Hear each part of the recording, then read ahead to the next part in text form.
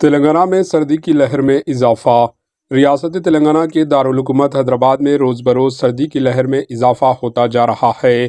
شہر میں گزشتہ شب درجہ حرارت بحیثیت مجموعی 18.6 ڈگری سیلسیس درج کیا گیا۔ شہر کے کئی مقامات پر درجہ حرارت میں آئندہ 2 دنوں کے دوران گراوٹ کا امکان ہے۔ شہر کے کئی مقامات پر رات کے درجہ حرارت میں بھی گراوٹ درج کی گئی۔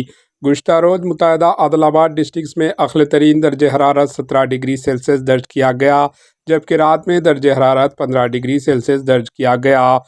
عادل آباد ضلع میں گزشتہ چند دنوں سے درجہ حرارت میں گراوٹ محسوس کی جا رہی ہے۔